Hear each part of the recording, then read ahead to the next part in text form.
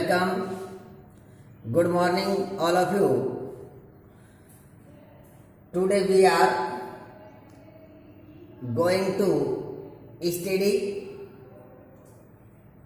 class 10th subject SST Geography part, chapter number 6, Manufacturing Industries, part 5. We have learned the agro-based industries. Manufacturing industries में हम agro based industries पढ़ रहे थे। Agro based industries कि कृषि पर आधारित कौन कौन से इंडस्ट्रीज हैं। Yesterday we have learn the textile industry, cotton textile. Today we discuss the jute textile पटसन उद्योग। आज हम पटसन उद्योग के बारे में पढ़ेंगे। पटसन उद्योग, जूट टेक्सटाइल भी एक कॉटन टेक्सटाइल की तरह इंपॉर्टेंट इंडस्ट्रीज है, जो टेक्सटाइल का एक पार्ट्स है, जिसके फाइबर से भी, जैसे टाट पट्टियां, बोरियां, बारदाना जिसको कहते हैं, इसका बनाया जाता है। India is the largest producer of raw jute and jute goods. India is the largest producer of raw jute and jute goods after the Bangladesh. The second largest producer of jute and raw jute in the world, our country. हमारा जो भारत देश है, jute से संबंधित jute उत्पादन या jute का जो माल है, उसके उत्पादन में एक महत्वपूर्ण स्थान है। वर्ल्ड के अंदर उसका बांग्लादेश के बाद में सेकंड नंबर पर द्वितीय स्थान है उसका। Jute industries is located along the Hooghly river bank. Hooghly नदी के किनारे ही अधिकांश जो जूट की जो मिलें हैं वे सेटल हुई है। रिवर्स द वेस्ट बंगाल, जो वेस्ट बंगाल हमारा, वेस्ट बंगाल की जो हुगली रिवर्स है, Hooghly rivers the other name of the Ganga rivers known as the Bangladesh. जो बांग्लादेश में जो नदी बहती है, जो गंगा नदी बह रही है, और गंगा नदी का जो एक पार्ट्स है जो बांग्लादेश की हो जाता है, उसे ही हुगली रिवर्स कहते हैं। जो Kolkata is situated the bank of the Hooghly river. जो हमारा कलकत्ता जो है शहर है, वे हुगली रिवर के बैंक के पर सिचुएटेड है। It is the importance underline the first jute mill was set up in our country Calcutta 1855 at Rishra. सबसे पहले जो प्रथम जूट मिल है हमारे भारत देश में, वे कलकत्ता के रिसरा नाम के स्थान पर स्थापित है। रिसरा एनसीईआरटी की बुक में 1859 दिया है, किस बुक में, किसी में आपको 1885। अगर गूगल में आप इसको चेक करोगे तो ये जो आपकी the first jute mill was set up Kolkata in 1859, ये आपकी 1859 is written in the NCERT book, but in the Google में डाउन करेगा 1854, तो राइट इज 1855। ये आपको उसको करेक्शन करना है, और ये आपका 1855 है। तो इंपॉर्टेंट है ये द फर्स्ट जूट मिल। जैसे आपने प्रीवियस वीडियो में कॉटन टेक्सटाइल का देखा था, 1854 में मुंबई में कॉटन टेक्सटाइल मिल स्थापित हुई थी। ऐसे ही the first jute mill was setup near the Kolkata, Kolkata के नजदीक ही एक स्थान है that is called the Rishra. 1855 में प्रथम जूट मिल की सेटअप किया था, स्थापना हुई। There are about 17 jute mills in our country. हमारे देश में लगभग 70 से 80 जूट मिल सेटअप है। Mostly jute mill are located on the bank of the Hooghly river. अधिकांश जो जूट मिल्स हैं वे हुगली रिवर्स की जो बैंक है उसके किनारे वहां पर सेटअप किया गया है। क्यों किया गया है हुगली? कि मोस्टली द पार्स, अब इंडिया का जब डिवाइडेशन हुआ रीजन्स के आधार पर, तो मोस्टली जो पार्ट है जिसको हम ईस्टर्न पाकिस्तान बोलते हैं, पूर्वी पाकिस्तान बोलते हैं, बांग्लादेश, उसमें हमारा अधिकांश जो जूट मिल है वो उसका एरिया चला गया था। तो अधिकांश जो क्षेत्र है बांग्लादेश की ओर चला गया था। Bangladesh is the known as the eastern Pakistan, क्योंकि पाकिस्तान का एक पार्ट था ये। बाद में इसको बांग्लादेश बाद में नेम बना। तो कह रहे हैं कि मोस्टली जो जूट मिल्स हैं वे located in Bangladesh. Why? What is the main reasons of the jute mill situated in Bangladesh? And we can say which is the factors are responsible for the jute mill setup in Bangladesh. तो हम ये देखते हैं कि बांग्लादेश में सबसे अधिक जूट मिल स्थापित क्यों हुई, हुगली रिवर्स के बैंक के किनारे क्यों हुई, क्या उसके फैक्टर्स हैं, क्या उसके कारण रहे कि हुगली रिवर्स के पास में रहा? तो उसके कुछ रीजन है, उसके फैक्टर्स हैं। Some factors are responsible for jute mill setup the Bangladesh, such as the proximity of the jute producing area। सबसे इंपॉर्टेंस तो यह है कि कोई भी इंडस्ट्री जब सेटअप होती है तो उस इंडस्ट्रीज के लिए उसका रॉ मटेरियल मिलना चाहिए। अगर वहां पर रॉ मटेरियल्स नहीं होगा तो वे इंडस्ट्री डेवलपमेंट नहीं होगी। फॉर एग्जांपल, अगर किसी को शुगर इंडस्ट्रीज लगाना है तो शुगर इंडस्ट्रीज लगाने के लिए वहां शुगर केन होना चाहिए। आपको एल्यूमिनियम की इंडस्ट्री लगाना है तो वहाँ बॉक्साइड होना चाहिए। आपको जैसे आयरन स्टील है, आयरन स्टील की फैक्ट्री लगाना है तो आयरन और की आवश्यकता होती है। इसी प्रकार से अगर किसी को टी या कॉफ़ी का इंडस्ट्री सेटअप करना है तो उस एरिया के अंदर टी और कॉफ़ी की क्रॉप्स होनी चाहिए, कल्टीवेशन होना चाहिए।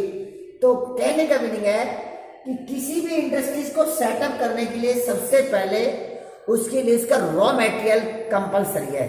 तो ये फैक्टर्स मैं समझ लीजिए है कि perspective of the jute production area, कि हुगली रिवर्स का जो बैंक था, हुगली रिवर्स बैंक में तो प्रोडक्शन एरिया था जूट का, यानी जूट का उत्पादन क्षेत्र था, इसलिए वहां की जूट जो मिल्स है। फिर है इनएक्सपेंसिव वाटर, एक्सपेंसिव का ऑपोजिट है इनएक्सपेंसिव वाटर। वहां पर सस्ता जल मिल जाता था, क्योंकि जब हुगली रिवर्स में फ्लोइंग हो रही है तो आसानी से हुगली रिवर से वाटर को हम यूज कर सकते हैं। तो ये भी इसका एक रेस्पॉन्सिबल फैक्टर है कि जूट मिल वहां पर सेटल हुई है। Transport facility are the other responsible factor for increasing of the jute mill. For example, the road transport, railway line transport, and the waterway also the important of the transport facility। क्योंकि जो कोलकाता जो बना हुआ है, जो Kolkata coastal areas के ऊपर है, जो वाटरवे के माध्यम से, जल मार्ग के माध्यम से भी रॉ मटेरियल एंड प्रोडक्ट्स जो गुड्स है उसको लाने ले जाने में, एक्सपोर्ट एंड इम्पोर्ट के लिए इसका एक अच्छा एक रोल रहा है। ये इसका फैक्टर है। सेकंड है गुड नेटवर्किंग। उसका जो नेटवर्किंग है, उसके जो कम्युनिकेशंस है, रॉ मटेरियल्स एंड प्रोडक्ट्स माल का, उसका भी गुड नेटवर्किंग। रॉ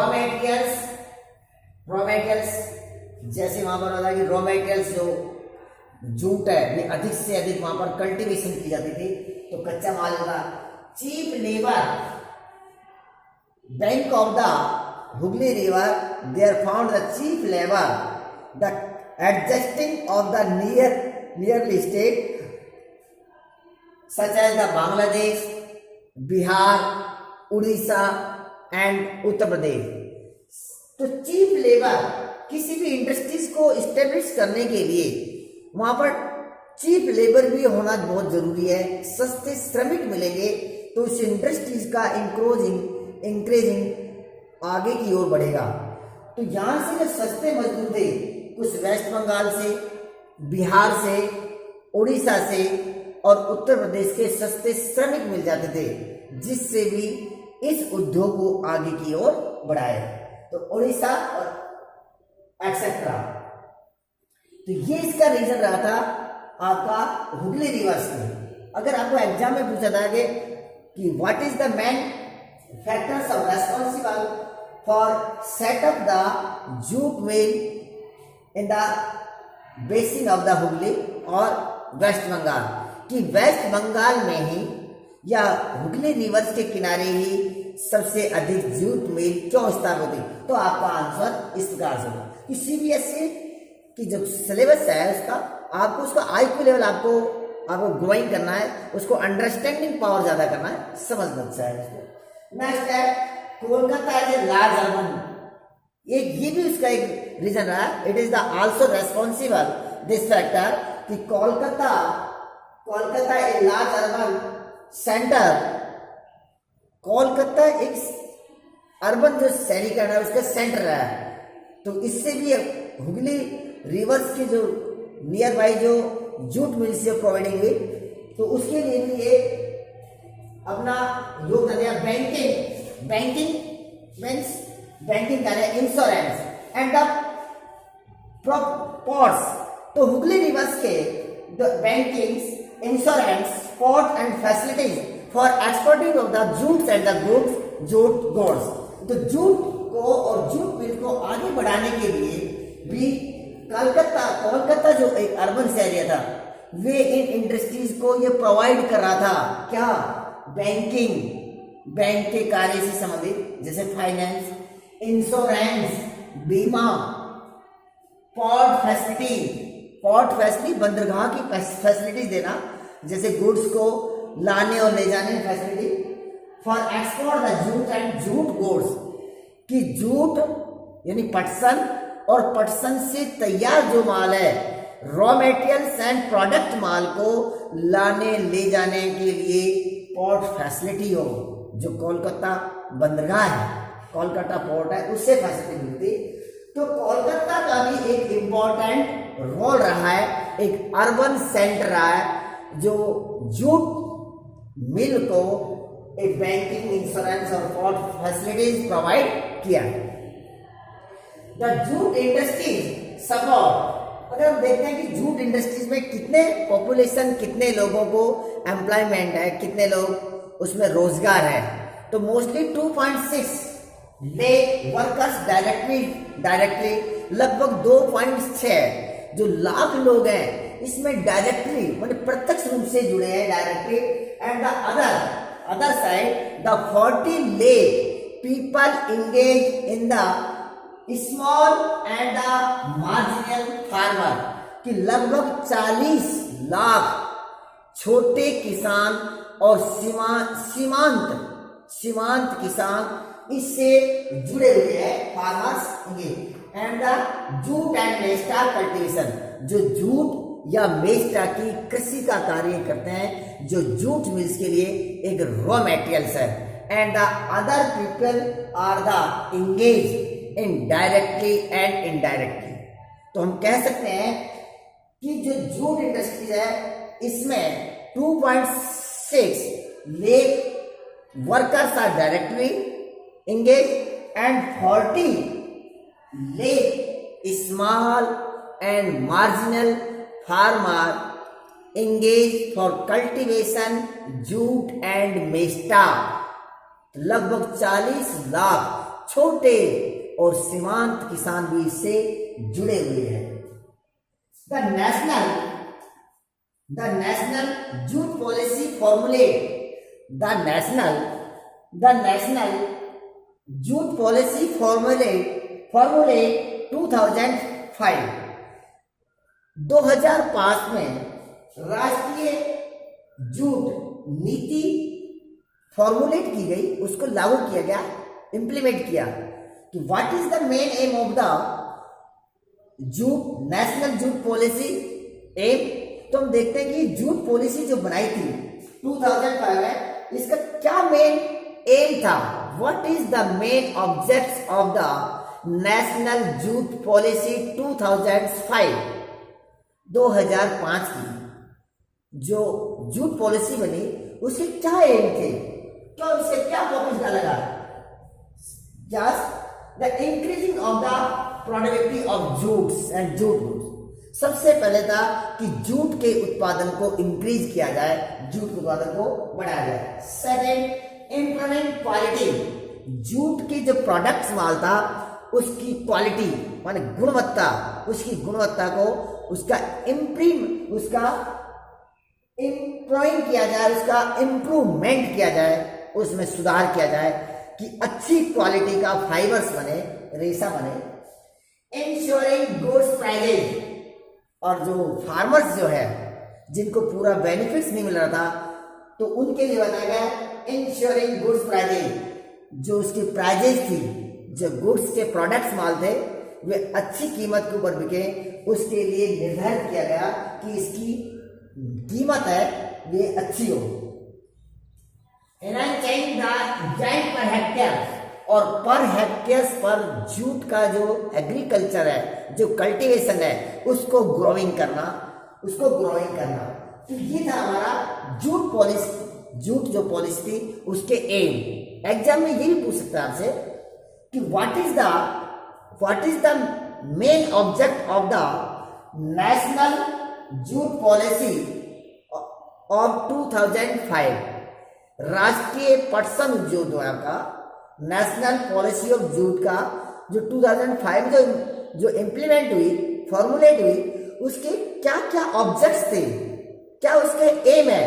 तो आप इसको ये जो 5 है ये आप इसके एम से लिख सकते हो।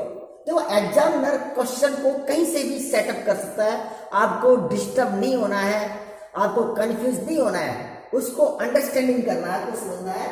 तो नेशनल जूट जो पॉलिसी का जो मेन ऑब्जेक्ट था वो ये था कि increasing productivity, improving the quality, ensuring good process, enhancing the yield per hectare.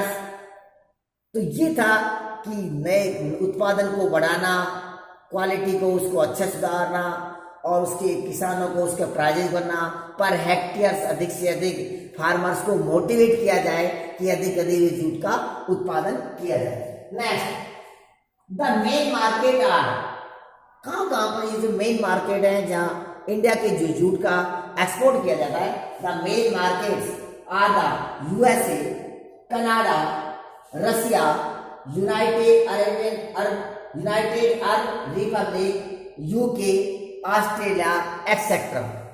ये ऐसे कंट्रीज हैं जहां पर हमारा इनकी मार्केट में इनकी जूट की डिमांड्स। तो ये था हमारा jute textile.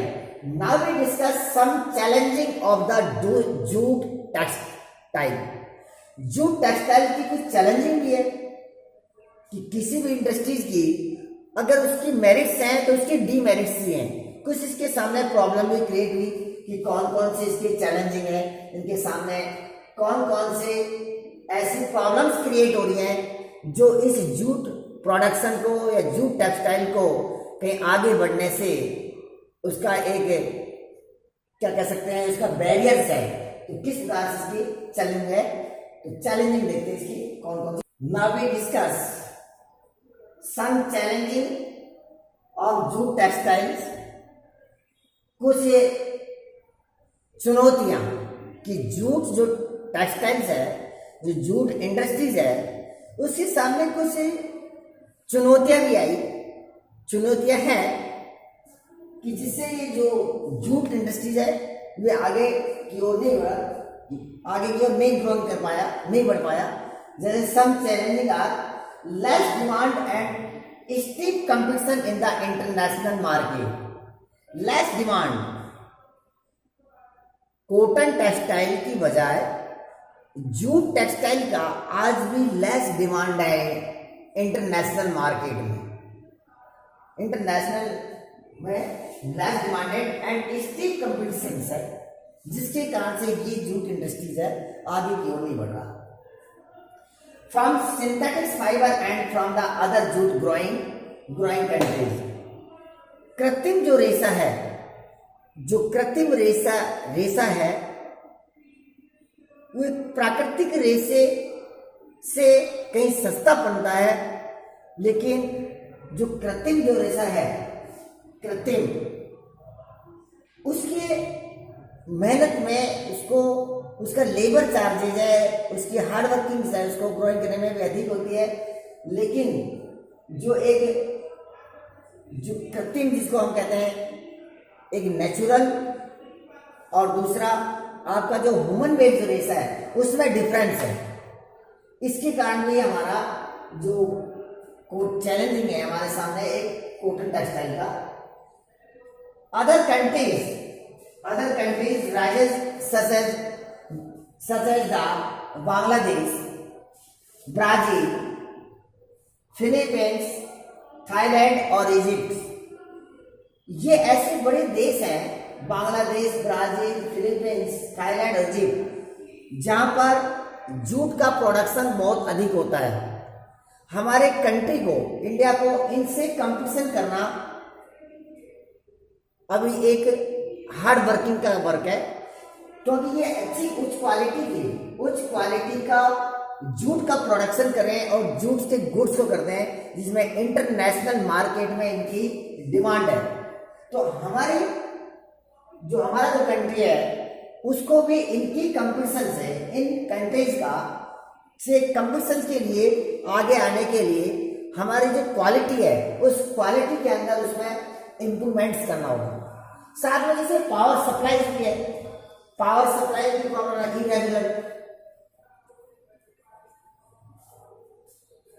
Irregular power supply भी है, रॉ मटेरियल्स भी है और कुछ जैसे मॉडर्न टेक्नोलॉजी भी है। टेक्नोलॉजी भी डिपेंड करता है। आज भी जैसे बांग्लादेश, ब्राजील और फिलीपींस जैसे, उसमें उनकी जो टेक्नोलॉजी है उस टेक्नोलॉजी का हम काम करेंगे तो निश्चित रूप से हमारा जो जूट इंडस्ट्रीज है वह आगे की ओर डेवलपमेंट होगा। कुछ गवर्नमेंट की पॉलिसीज में है कि गवर्नमेंट की पॉलिसीज को कुछ इंप्रूवमेंट्स करना चाहिए कि गवर्नमेंट्स जूट के कल्टीवेशन को आगे की ओर बढ़ाने के लिए फार्मर्स को सब्सिडी अधिक से अधिक प्रदान करनी चाहिए, ताकि इंडियन फार्मर्स एक लार्ज स्केल के ऊपर जूट का कल्टीवेशन कर सकें, ताकि जूट टेक्सटाइल को इंडस्ट्री मिल सके, उस पर अधिक से अधिक सब्सिडी गवर्नमेंट्स को देनी चाहिए। गवर्नमेंट्स की जो new national policies of the jute की है उसमें कुछ अमेंडमेंट करना चाहिए, ताकि इसके सामने जूट के आगे को बढ़ा सके। तो ये था हमारा some challenging of the jute textile. आपको ये वीडियो कैसे लगी आप इस पर कमेंट्स करना, लाइक करिए, शेयर करिए और ND Ganga school Satish Kumar channel को सब्सक्राइब किए। Thank you. ओके।